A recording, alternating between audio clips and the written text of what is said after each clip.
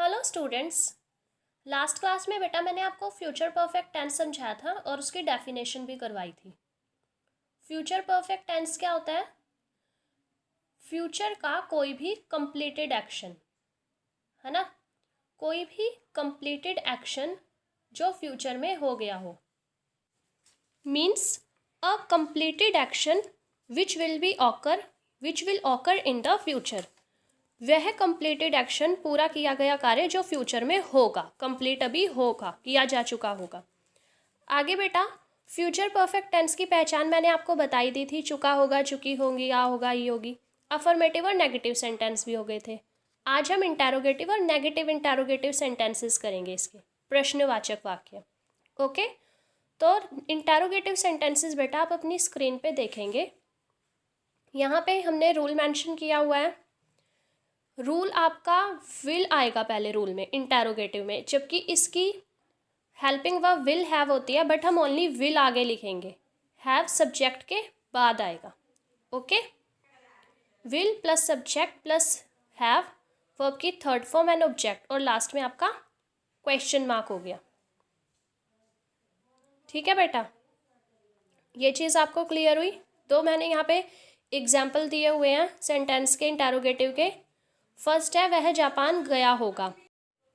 देखो बेटा, जैसे मैंने आपको बताया इसकी हेल्पिंग वर्ब विल हैव है, बट हम क्या करेंगे, सिर्फ विल को आगे लिखेंगे, ये आपको ध्यान रखना है।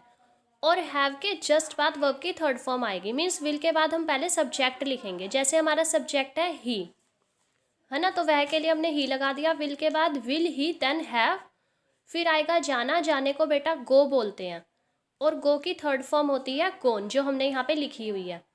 Will he have gone to Japan, to Japan हमारा ऑब्जेक्ट हो गया, देन क्वेश्चन मार्क। सेकंड है क्या करण ट्यूशन में पढ़ा चुका होगा। यहाँ पे भी हम क्या करेंगे, विल हैव की जगह ओनली विल लगाएंगे। विल करण, विल के बाद हमारा सब्जेक्ट आ गया करण, देन हैव, पढ़ाने को बेटा टॉट बोलते हैं, टीच बोलते हैं, बट टीच की थर्ड फॉर्म टॉट होती है, टॉट इन ट्यूशन, जो ऑब्जेक्ट हो गया हमारा, और question mark, will Karan have taught in tuition. आगे बेटा मैं आपको नेगेटिव इंटैरोगेटिव सेंटेंसेस कराऊंगी, as you can see on the screen. इसका रूल है विल सब्जेक्ट फिर नॉट आएगा। ठीक है, देखो will subject not, then have, verb की थर्ड फॉर्म ऑब्जेक्ट, और लास्ट में आपका क्वेश्चन मार्क हो गया। ठीक है बेटा, तो अब आपको सिर्फ इतनी सी चीज़ याद रखनी है, आप कंफ्यूज मत होना इसमें कि नॉट कहाँ लगाना है। आप ये ध्यान रखो सिर्फ हैव जो आएगा वो वर्ब की थर्ड फॉर्म उसके साथ आएगी, हैव के जस्ट बाद आपको वर्ब की थर्ड फॉर्म लगानी होगी। ठीक है, फर्स्ट एग्जाम्पल है वह नाश्ता नहीं कर चुका होगा। क्या के लिए विल लगा दिया, वह के लिए ही के बाद नॉट, देन हैव।